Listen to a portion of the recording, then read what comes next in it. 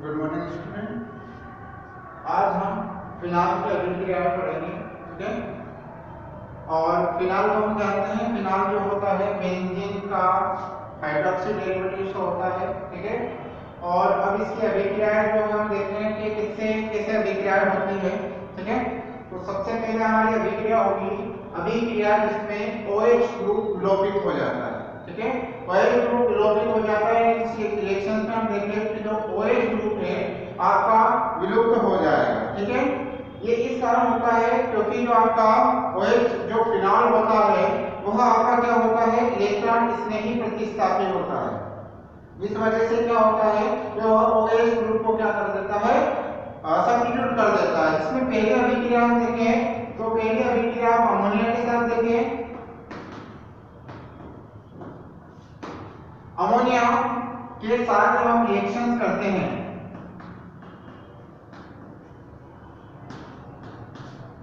तो आपको क्या प्राप्त होता है, ये आपका बेंजीन फिनॉल है, ठीक है। इस फिनॉल की रिएक्शंस जब हम किससे करते हैं, अमोनिया के साथ करते हैं, ठीक है। इसकी उपस्थिति में करते हैं तो हम सबसे पहले तो 300 डिग्री सेल्सियस लेते हैं टेम्परेचर और इसकी जिंक क्लोराइड के साथ अभिक्रिया करते हैं, ठीक है।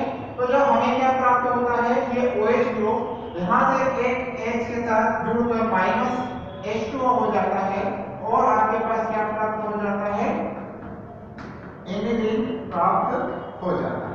तो ये आपका क्या होता है, फिनाल की रिएक्शंस होती है, ठीक है। तो इसमें क्या होता है NH2, ठीक है।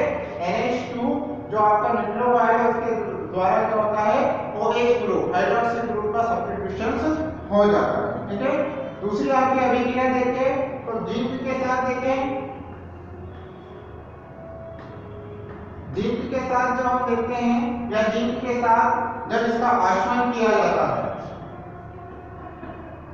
ठीक है, तो भी क्या होता है, हमारे पास बेंजीन प्राप्त हो जाता है। देखिए आप इस रिएक्शन को, तो ये आपका क्या होता है, फिनाल होता है, ठीक है।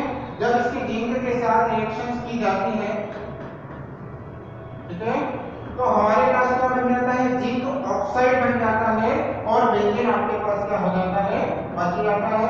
तो ये आपका बेंजीन बन जाता है और आपका जिंक ऑक्साइड रह जाता है।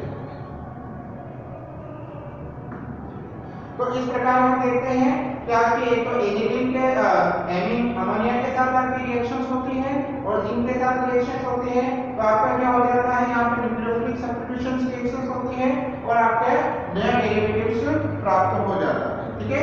ये आप देखते हैं, एक आपका क्लोरीन के साथ भी देख सकते हैं, जो कि क्लोरीन भी क्या कर देता है, आपके OH ग्रुप को सब्स्टिट्यूट कर देता है। जैसे रिएक्शन देखिए हम ये रिएक्शन छोड़ देते हैं PCl के साथ, पहले हम अभिक्रिया, ठीक है। Cl आपका दूसरा Cl माइनस समूह द्वारा जो होता है आपका OH का सब्स्टिट्यूशन किस प्रकार हो जाता है, तो यहाँ पर देखें हम, ये हमने क्या लिया, फिनॉल लिया, ठीक है, और इसकी रिएक्शंस POCl3 के साथ रिएक्शंस करवाए, इसके साथ रिएक्शंस करवाए, POCl3 के साथ रिएक्शंस करवाए हमने, तो हमारे पास क्या प्राप्त हो जाएगा,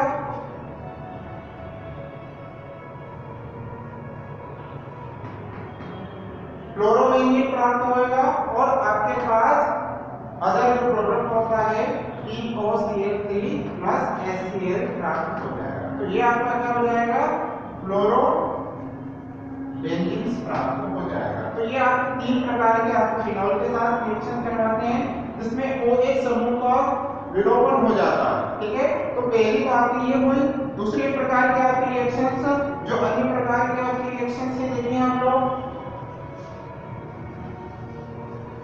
तो अन्य प्रकार की रिएक्शंस कैसी होगी आपकी, बेंजीन वलय के कारण, ठीक है। किसके कारण होती है, बेंजीन वलय के कारण जो रिएक्शंस होती है, बेंजीन वलय की अभिक्रिया है, ठीक है। तो इस अभिक्रिया में हम देखते हैं तो सबसे पहली जो होती है आपका इलेक्ट्रोफिलिक सब्स्टिट्यूशन रिएक्शंस होती है। कैसी होती है, इलेक्ट्रोफिलिक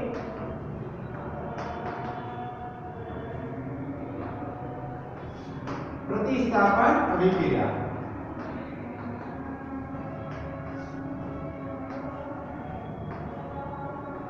ठीक है, तो इसमें हम देखें तो सबसे पहले क्या है, हम क्लोरीन की रिएक्शन देखें। ठीक है, तो हेलोजनीकरण हो जाएगा। सबसे पहले आपका क्या हो जाएगा, हेलोजनीकरण। ठीक है, हेलोजनीकरण में आपका जो X है, ठीक है, ये आपका क्या करता है, बेंजीन रिंग से क्या करता है, OH ग्रुप को सब्स्टिट्यूट कर देता है। सॉरी, सब्स्टिट्यूट नहीं, उसके साथ क्या कर देता है, इलेक्ट्रोफिलिक सब्स्टिट्यूशन रिएक्शंस करता है। ठीक है, तो हम सबसे पहले देखें कि फिनॉल में इलेक्ट्रॉन डेंसिटी कहां पर सबसे ज्यादा होती है। तो हम फिनॉल की बात करें आपकी, तो यहां पर देखिए ये OH ग्रुप होता है। ठीक है, इस पे लोन पेयर ऑफ इलेक्ट्रॉन्स होते हैं, है ना, और ये आपका क्या करता है, जब लोन पेयर ऑफ इलेक्ट्रॉन क्या करते हैं, रेजोनेंस में पार्टिसिपेट होते हैं, तो यहां पर क्या हो जाता है, ये यहां पर शिफ्ट हो जाता है।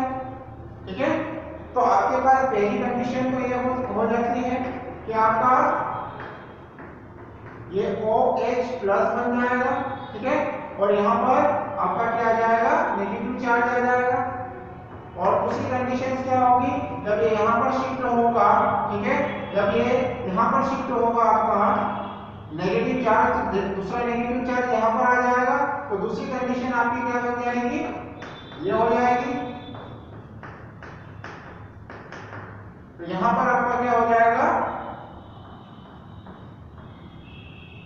ठीक है, यहां पर आपका क्या हो जाएगा, नेगेटिव चार्ज आ जाएगा। यानी ये आप यहां पर देखें तो जब इलेक्ट्रोफिलिक सब्स्टिट्यूशन रिएक्शंस होगी, तो एक आपका ऑर्थो पोजीशन पर और एक पैरा पोजीशन पर इलेक्ट्रॉन डेंसिटी बहुत ज्यादा हो जाएगी। ठीक है, तो आने वाला ग्रुप आपका क्या है, या तो यहां पर या फिर यहां पर आपका जुड़ता है। जैसे हम बात करें हेलोजनीकरण में, तो फिनॉल के साथ ये आपका फिनॉल है। ठीक है, इस फिनॉल के साथ जब हम ब्रोमिनेशंस करते हैं, ठीक है, तो ब्रोमिनेशंस करेंगे हम, तो Br2 जब इसके साथ रिएक्शंस होगा, तो आपके पास क्या प्राप्त हो जाएगा यहाँ पर, तो एक तो आपका क्या हो जाएगा, हेलोजन तो है ही है। ठीक है, अब आपका क्या हो जाएगा यहाँ पर, एक तो यहाँ पर या फिर यहाँ पर और एक इसके तरफ, दो मतलब कि यहाँ पर इलेक्ट्रॉन डेंसिटी सबसे ज्यादा है, वहां पर आपका क्या हो जाएगा, इलेक्ट्रोफाइल जाकर जुड़ जाएगा। ठीक है, तो यहाँ पर आपका जो इलेक्ट्रोफाइल आएगा वो क्या आएगा, Br। ठीक है, जब ये ब्रेक होगा तो एक प्लस वाला और एक माइनस, तो ये आपका जो इलेक्ट्रोफाइल है वो इलेक्ट्रोफाइल कहां पर जाएगा, इस नेगेटिव चार्ज पर और इस नेगेटिव चार्ज पे जाएगा। तो इस प्रकार आपके पास क्या बन जाएगा, ट्राइब्रोमो फिनॉल बन जाएगा। ठीक है, तो यहाँ पर आपका जो नेगेटिव चार्ज है, एक यहाँ पर आया, एक यहाँ पर आया, एक रेजोनेंस होगी वहां पर आएगा। तो इस प्रकार आपके पास क्या प्राप्त हो जाता है, 2, यहाँ पर देखिए 1 2 3 4 5 6, तो आपके पास क्या है, 2 पर ब्रोमो है, 4 पे ब्रोमो है और 6 पे ब्रोमो है, तो क्या हो जाएगा, 2 4 6 ट्राइब्रोमो फिनॉल। फिनॉल आपके पास प्राप्त हो जाएगा। तो ये आपका हेलोजनीकरण होता है। ठीक है, इस हेलोजनीकरण में आप इस प्रकार ट्राइब्रोमो 2 4 6 ट्राइब्रोमो फिनॉल्स प्राप्त होता है। और दूसरा नाइट्रीकरण देखते हैं हम, इसके बाद क्या देखते हैं, नाइट्रीकरण, जो भी ये भी क्या है, एक इलेक्ट्रोफिलिक सब्स्टिट्यूशन रिएक्शन है। इसमें भी क्या होता है, आप देखें नाइट्रीकरण,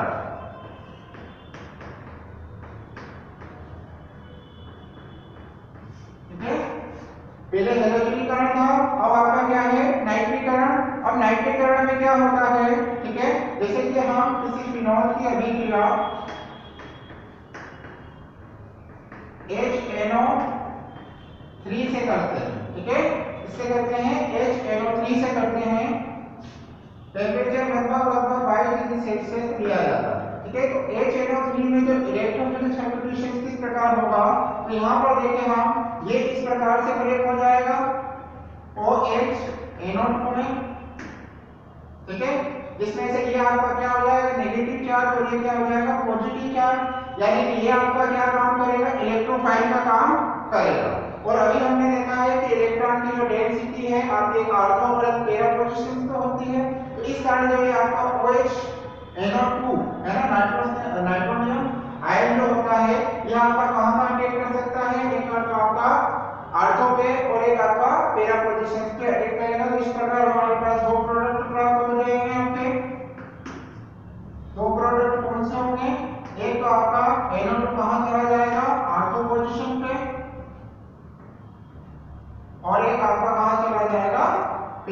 पोजीशंस पर चला जाएगा। इस प्रकार आपके ये दो कंपाउंड आपके प्राप्त हो जाएंगे। ठीक है, तो ये आपका क्या कहलाता है, नाइट्रीकरण कहलाता है। इसको हम क्या बोलते हैं, ऑर्थो नाइट्रोफिनॉल बोलते हैं। क्या बोलते हैं, ऑर्थो, ऑर्थो पोजीशन पे इन्वॉल्व हुआ है तो ऑर्थो नाइट्रोफिनॉल बोलते हैं। इसको क्या बोलते हैं, ऑर्थो नाइट्रोफिनॉल। और ये पैरा पोजीशन पे है, इसको पैरा नाइट्रोफिनॉल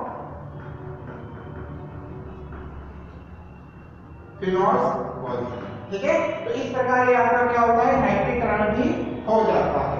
इसके बाद हम देखें तो फ्रीडल-क्राफ्ट अभिक्रिया जो कि बहुत इंपॉर्टेंट अभिक्रिया है इसकी। ठीक है, इसके बारे में बात करें, ये फ्रीडल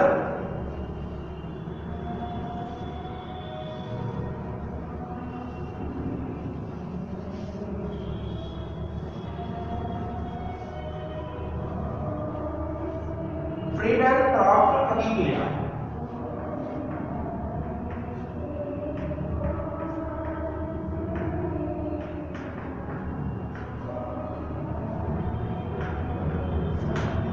इस अभिक्रिया में हम देखें जब फिनॉल होता है, ठीक है, फिनॉल की जब हम अभिक्रिया किसके साथ करते हैं, तो हम किसी मेथिल आयोडाइड, है ना, मेथिल आयोडाइड की जब इसके साथ रिएक्शंस करते हैं, ठीक है, और आपके पास क्या क्या चाहिए इसके साथ, NaOH भी, सोडियम हाइड्रोक्साइड, ये होता है आपके पास। तो क्या होता है, क्योंकि यहाँ से हम देखते हैं कि यहाँ से आपके पास क्या I- और CH3+ मेथिल आयन प्राप्त होगा। ठीक है, तो मेथिल आयन आपको अभी बताया है कि ये जो आपका फिनॉल होता है डेंसिटी, इलेक्ट्रॉन डेंसिटी ऑर्थो और पैरा पोजीशन पे ज्यादा होती है। तो इस प्रकार आपका क्या होता है, कंपाउंड प्राप्त होंगे आपके। ठीक है, तो एक आपका मेथिल ग्रुप जो है यहाँ पर आ जाएगा और एक आपका मेथिल ग्रुप कहाँ पर चला जाएगा, यहाँ पर चला जाएगा। ठीक है, तो इस प्रकार आपका क्या नाम बन जाएगा इसका, ऑर्थोक्रिसॉल, और ये आपका क्या बन जाएगा, पैराक्रिसॉल बन जाएगा। ऑर्थोक्रिसॉल और ये आपका क्या बन जाएगा, पैराक्रिसॉल बन जाएगा। ठीक है, तो यहाँ पर आप देखते हैं कि फ्रीडल-क्राफ्ट अभिक्रिया के द्वारा भी हम क्या कर सकते हैं, इसमें जो अभिक्रिया फिनॉल की अभिक्रिया हो जाती है। ठीक है, अगला देखें तो आपका क्या प्राप्त होगा, युग्मन अभिक्रिया देखते हैं। ठीक है, तो युग्मन अभिक्रिया के द्वारा भी हम फिनॉल की जो है अभिक्रियाएं प्राप्त होती है। ठीक है,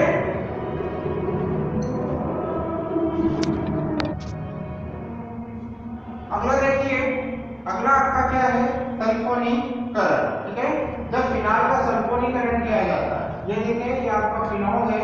ठीक है, जब इसकी क्रिया H2SO4 के साथ की जाती है, ठीक है, यानी कि इसका सल्फोनीकरण किया जाता है, तो हमारे पास यहाँ पर तो OH रहेगा। ठीक है, आप लोगों को पता है कि यहाँ पर हमारे पास जो ये प्राप्त होगा, तो यहाँ पर आपका क्या होगा, HO और आपका HSO3 ये रहेगा जब इसको H2SO4 ब्रेक होगा। ठीक है, तो यहाँ से OH क्या करेगा, यहाँ से एक H को लेगा और वाटर मॉलिक्यूल को बाहर कर देगा, तो आपके पास क्या प्राप्त हो जाएगा, यहाँ पर SO3H। ठीक है, ये ऑर्थो पोजीशंस पे, और ये आपका क्या आ जाएगा, पैरा पोजीशंस पे आ जाएगा आपका। ठीक है, SO3H, तो इसका नाम क्या हो जाएगा आपका, पैराफिनॉल सल्फोनिक अम्ल। क्या नाम हो जाएगा, इसका पैराफिनॉल सल्फोनिक अम्ल, और इसका क्या हो जाएगा, ऑर्थोफिनॉल सल्फोनिक अम्ल हो जाएगा। क्या नाम हो जाएगा, ऑर्थोफिनॉल सल्फोनिक अम्ल।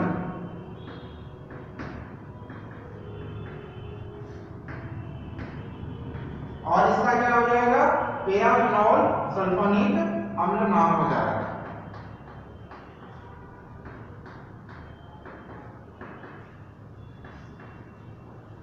तो ये आपका H2SO4 यानी सल्फोनीकरण हो जाता है। अगला हम देखें तो इसके बाद क्या है, युग्मन अभिक्रिया। पांचवी आपकी क्या है, युग्मजन अभिक्रिया। ठीक है, युग्मन अभिक्रिया। इस युग्मन अभिक्रिया में, ठीक है, आपका क्या होता है, जो फिनॉल डाइएजोनियम साइड जो होता है, ठीक है, ये आपका N2Cl, ठीक है, आपका ये क्या नाम है इसका, डाइएजोनियम क्लोराइड, ठीक है। जब डाइएजोनियम क्लोराइड की जब रिएक्शंस अपन क्या करते हैं फिनॉल के साथ करते हैं, ठीक है, तो जब फिनॉल के साथ इसकी रिएक्शंस होती है तो हमारे पास जो प्रोडक्ट प्राप्त होता है वो क्या प्राप्त होता है, एक रंजक प्राप्त होता है जिसका नाम क्या होता है, पैरा हाइड्रोक्सी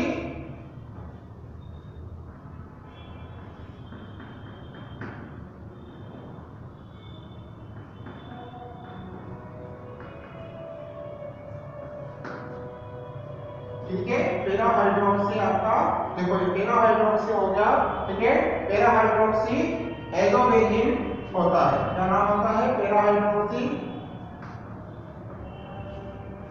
एजोबेंजीन आपको प्राप्त होता है, ठीक है। तो ये आपका ह्यूमन अभिक्रिया है। इसके बाद जो होती है कोल्बे अभिक्रिया होती है, ठीक है। तो कोल्बे अभिक्रिया किस प्रकार होती है, ये देखिए,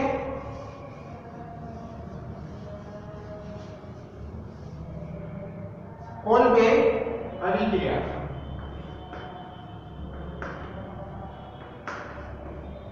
कोल्बे अभिक्रिया में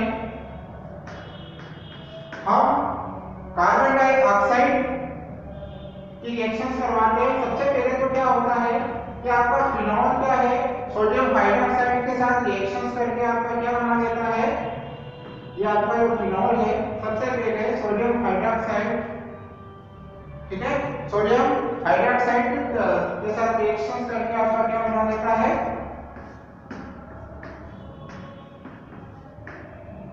सोडियम फिनॉक्साइड आयन बना देता है, ठीक है, क्या बना देता है, फिनॉक्साइड आयन बना देता है। अब ये फिनॉक्साइड या सोडियम फिनॉक्साइड जो होता है, ठीक है, ये सोडियम फिनॉक्साइड,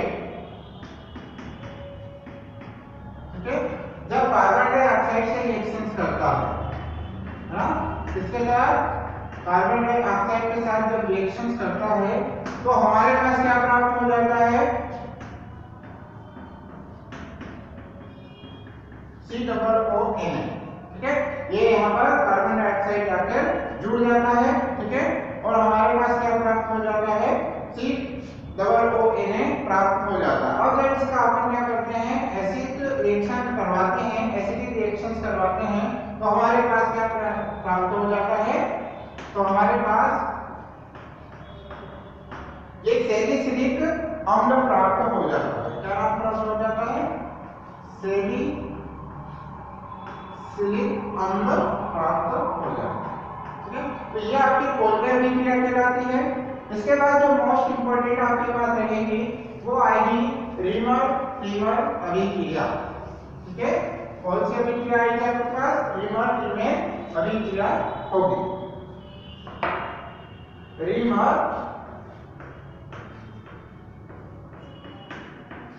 टीमर अभिक्रिया, ठीक है। इस अभिक्रिया में हम देखें तो आपके फिनॉल रहेगा, ठीक है, फिनॉल की जब अभिक्रिया हम, ठीक है, क्लोरोफॉर्म के साथ कराई जाती है, ठीक है, आपके पास जो कंपाउंड है NaOH लेना है आपको, ठीक है, और इसके साथ में आपको क्या करना है, एक H+, ठीक है, H+ यानी एसिड कैटालिसिस लेना है। जब इसकी रिएक्शंस करवाई जाती है तो हमें जो प्राप्त होता है उसका नाम होता है आपका सैलिसैल्डिहाइड, क्या नाम है इसका, सैलिसैल्डिहाइड हमें प्राप्त होता है, ठीक है। ये आपका एल्डिहाइड है, तो इससे पहले जो सैलिसिलिक अम्ल बना था, इसके बाद जो आपका है सैलिसैल्डिहाइड वो मिलता है। ये आपका क्या होता है, आर्थो हाइड्रोक्सी होता है, ठीक है, इसका नाम क्या बोल सकते हैं, आर्थो, ये आर्थो पोजीशन पे आर्थो हाइड्रोक्सी बेंजोएल्डिहाइड,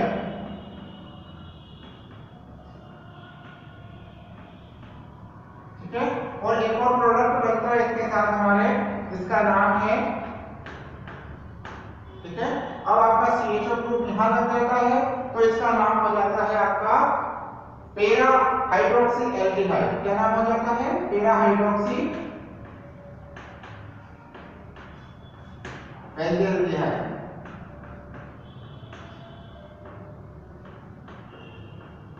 ठीक है, तो इस प्रकार आपकी क्या है, लीमन लीमन अभिक्रियाएं हो जाती है। ठीक है, ये एक इंपॉर्टेंट अभिक्रिया है ना।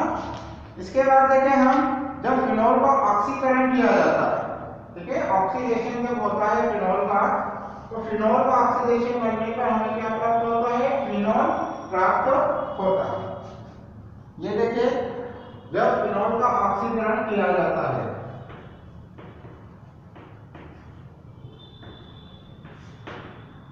ठीक है, तो जब फिनोल का हम ऑक्सीकरण करते हैं, ये आपका फिनोल है, ठीक है, और फिनोल का जब हम ऑक्सीकरण करते हैं तो हमारे पास ये Cr2 आपका रहेगा, CrO2 Cl2 है। जब इसका ऑक्सीकरण किया जाता है तो हमारे पास एक कंपाउंड प्राप्त होता है जिसे हम क्या बोलते हैं? क्विनोन बोलते हैं। ठीक है, ये हमारे पास क्विनोन प्राप्त होता है, इसका नाम पैरा बेंजो क्विनोन है। ठीक है, तो इस प्रकार आप देखते हैं कि फिनोल की डिफरेंट टाइप्स के रिएक्शंस होते हैं, डिफरेंट टाइप्स पर अभिक्रिया होते हैं और हमारे क्या होता है? कंपाउंड प्राप्त